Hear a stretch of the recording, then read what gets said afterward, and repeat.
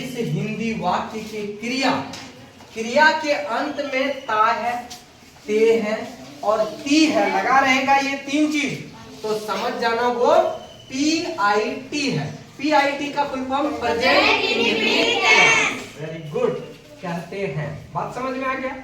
अब देखो इसका बनाने का एक रूल होता है, वो रूल के हिसाब से बनेगा।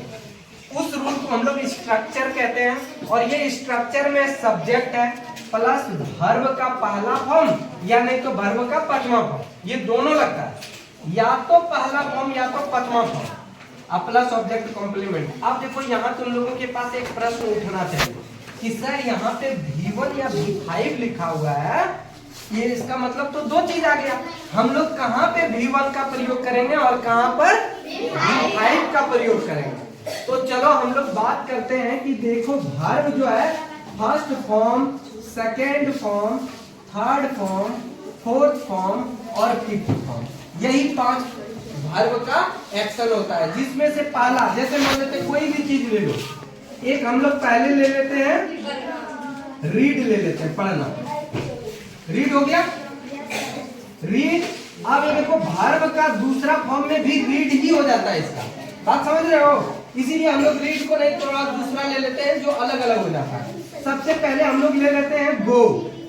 गो मतलब क्या होता है जाना, और यहाँ पे क्या हो जाता है इसका फॉर्म दूसरा हो जाता है गो, तीसरा हो जाता है गॉन, और चौथा बहुत आसान है गो है और इसमें ING लगा दो, लेकिन ये लोग हम लोग आगे पढ़ेंगे। और ये पांचवा सबसे इंपॉर्टेंट है, इसमें S या फिर ES लगता है, S या ES लगता है। अब प्रश्न है कि S कहाँ लगाएंगे और ES कहाँ लगाएंगे। तो देखो सिंपल सा चीज है, अगर ये लास्ट का जो लेटर है अगर वो वर्ब है, सॉरी वॉवेल है, वॉवेल समझ रहे हो ना? Yes sir. कौन कौन वॉवेल होता है? A E I O U। अगर ये 5 में से कोई भी लास्ट में रहे तो वहां ES लगाना, और अगर एक रहे, ठीक है, अगर इस 5 को छोड़ करके कोई और रहे तो उसमें सिर्फ क्या लगाना है? अब समझ गया कहाँ पे ES लगाना है, कहाँ पे S लगाना है। जैसे देखो रीड ले लेते हैं, रीड दूसरा फॉर्म इसका रीड ही होता है, तीसरा भी रीड ही होता है, चौथा तो जान रहे हो ING लगा दो, रीडिंग हो गया, और पांचवा रीड तो है लेकिन लास्ट में देखो ये वॉवेल है क्या? नहीं है, कॉन्सोनेंट है, इसीलिए केवल S है। हमको लगता है ये कॉन्सेप्ट तुम लोगों को समझ आ गया होगा।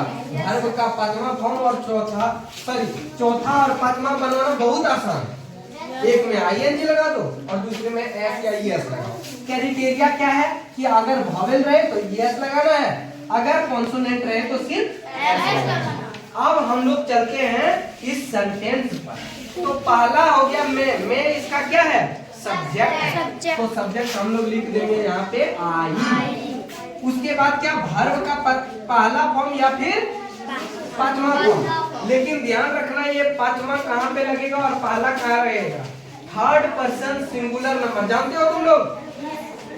यहाँ पे लिखते हैं, ये सब भी लिखना है, third person singular number. Third person singular number में कौन कौन आता है? ही आता है, सी आता है, इट आता है, और एक नेम आता है, द नहीं इसमें आता है, ठीक है। नेम में राम, मोहन, सीता, कुछ भी नाम आ सकता है। तो वो सबके साथ क्या लगेगा? वर्ब का पांचवा फॉर्म, वर्ब का पांचवा फॉर्म, और बाकी जितना भी बच गया सबके साथ पहला। तो चलो देखते हैं, ये सेंटेंस लिखा हुआ है क्या? मैं जो है इसका अंग्रेजी होता है क्या? आई। इसमें है कहीं क्या आई? नहीं, इसीलिए वर्ब का पहला फॉर्म लगेगा। तो जैसे मैं पढ़ता हूँ, पढ़ना का क्या होता है? रीड हो गया, ठीक है। और क्या पढ़ रहा है? कॉम्प्लीमेंट इसका किताब है। अच्छा, किताब को एक साथ कितना किताब पढ़ सकता है एक व्यक्ति? एक व्यक्ति 2 किताब कैसे पढ़ेगा? यहाँ ऐसे पढ़ेगा क्या? एक किताब पढ़ सकता है ना, इसीलिए सेंस के according I read a book, एक ही किताब को पढ़ा जा सकता है, इसीलिए इसमें ए का प्रयोग होता है। बात समझ रहे हो? I read a book. अब देखो सीता घर जाती है, तो सबसे पहले हम लोग लिख लेंगे सीता। सीता। अब देखो यहाँ पे क्या है? जाती। गो, और जाना का इंग्लिश क्या होता है? है कि नहीं? लेकिन क्या ये थर्ड पर्सन सिंगुलर नंबर है? Yes, we can say that confidently. Name is include in the third person, so we can say that कि ये भी क्या है? Third person. और जब थर्ड पर्सन रहेगा तो क्या लगेगा? एस या एस लगेगा। तो जाना का इंग्लिश हो गया गो, और इसके साथ क्या लगाना है? वर्ब का पांचवा फॉर्म, तो एस लग जाएगा, यानी गोल। और कोई भी प्लेस के पहले क्या लगता है? To, to house. समझ में आ गया? सीता गोes to हाउस हो गया, सीता घर जाती है। बात समझ में आ गया? लेकिन देखो, अगर ये तो तुम लोगों को बता रहे हैं इसीलिए ऐसा बता रहे हैं, लेकिन अगर ये इंग्लिश मीडियम में बताते तो क्या बताते? उसको प्रेजेंटिव। देखो इस तरह से बताया जाता है। Today we are going to discussion about the simple present tense और प्रेजेंट इंडेफिनिट टेंस। ठीक है? अब देखो, पहचान को रिकॉग्नाइजेशन कहते हैं। इसको हिंदी वाला बताया ही नहीं जाता है, यानी कि द स्ट्रक्चर, डायरेक्ट स्ट्रक्चर में आ जाता है। स्ट्रक्चर सब्जेक्ट प्लस V1 और V5 प्लस ऑब्जेक्ट कॉम्प्लीमेंट। बात समझ में है? और उसके बाद उसको बताना शुरू कर दिया जाता है। ये इंग्लिश मीडियम में होता है, लेकिन हिंदी में और भी बेहतर तरीके से दोनों तरीका समझ में आ जाता है। तो ये पूरा का पूरा चीज जो है एक जगह लिख लो, उसके बाद तुम लोगों को बताएंगे इसका 6 सेंटेंस होता है। जैसे सीता घर जाती है, या पहले मैं किताब पढ़ता हूँ, मैं किताब पढ़ता हूँ, मैं किताब नहीं पढ़ता हूँ, क्या मैं किताब पढ़ता हूँ, क्या मैं किताब नहीं पढ़ता हूँ, मैं क्यों किताब पढ़ता हूँ और मैं क्यों किताब नहीं पढ़ता हूँ। तो उस तरह का, जैसे देखो हम जैसे ट्रांसलेट कर रहे हो वैसे अगर तुम लोग करने लगा तो अंग्रेजी बोलने लगो।